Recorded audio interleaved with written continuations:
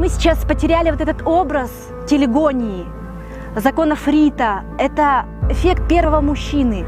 Когда мы, вступая в отношения, на себя собираем все. Собираем все родовые программы, собираем всю боль, собираем на себя.